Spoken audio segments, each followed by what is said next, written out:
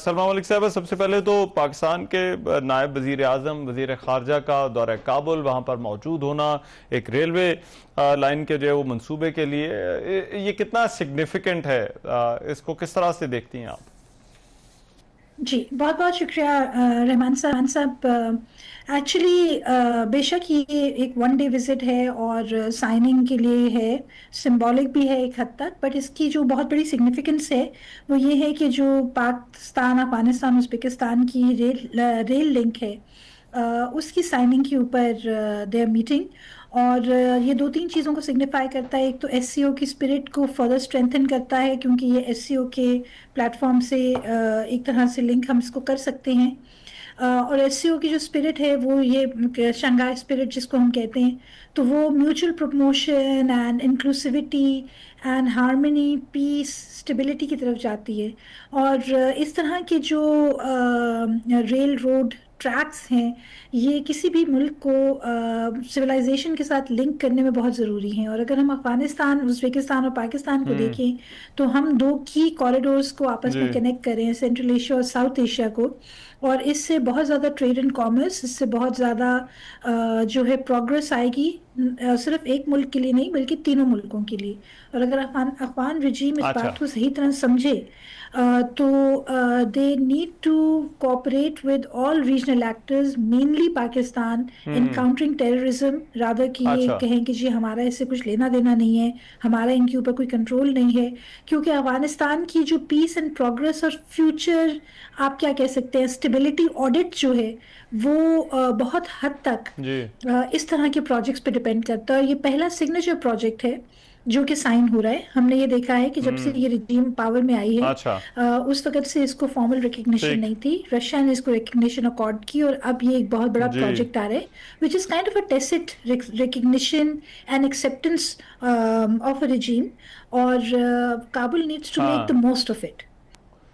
ٹھیک ہے، رائٹ. لیکن ڈاکٹر صاحب کن باتوں پر انحصار ہوگا موونگ فارورڈ پاکستان اور افغانستان کی اس ریلیشن شپ کا؟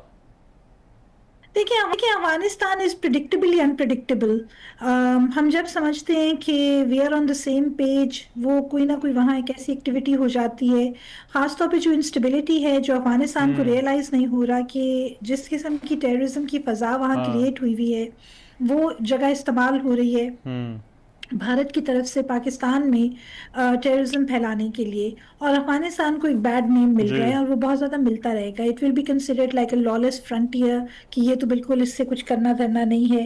امریکہ نے ابھی افغانستان سے اپنے ہینڈز آف کیے ہوئے ہیں، بٹ ہم یہ بھی جانتے ہیں کہ افغانستان کی جو سسٹینیبلٹی ہے وہ کس طرح چل رہی ہے. ہم یہ کہتے ضرور ہیں کہ یہ طالبان آئے اور انہوں نے آ کے اکانومی کو ٹھیک کر دیا، ایسے نہیں ہوتا.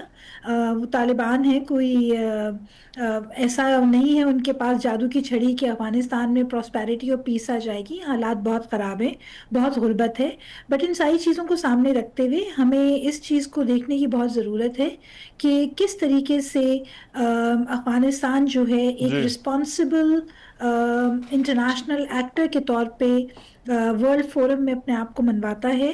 اور اس کا جو دوسری ریپیکشن ہے، ہم نے یہ بھی دیکھا ہے کہ جو ایران میں اسرائیل کی جارحیت ہوئی ہے اور بہت سارے جو ایرانین اسٹریٹجک ایسٹس کی شہادت ہوئی ہے، اس میں بھارت اور افغانستان دونوں کمپلیسٹ تھے. افغان نیشنلز اور انڈین نیشنلز جو تھے کمپلیسٹ تھے. تو انڈینز تو دانستان وہاں تھے.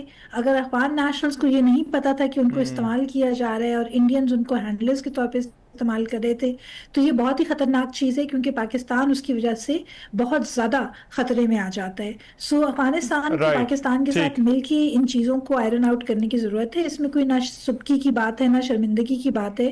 It's to prove yourself as a responsible international actor, اور آگے بڑھنے کی ضرورت. رائٹ ڈاکٹر صاحب، لیکن اس میں ایک بہت بڑا فیکٹر اس وقت پاکستان اور امریکہ کے درمیان جو تعلقات میں بہتری دیکھی گئی ہے وہ بھی ہے. کیا آپ کو لگتا ہے امریکہ کا ابھی بھی اس علاقے میں اسی طرح سے انٹرسٹ ہے، اور پاکستان اور امریکہ کے درمیان جو تعلقات میں بہتری ہے اس کا اثر پڑ سکتا ہے جو پاکستان اور افغانستان کے تعلقات ہیں ان پر بھی؟ دیکھیں ایک حد تک تو ڈیفینیٹلی کرتی ہے. U S kind of brings that stability factor despite all the misgivings that we have.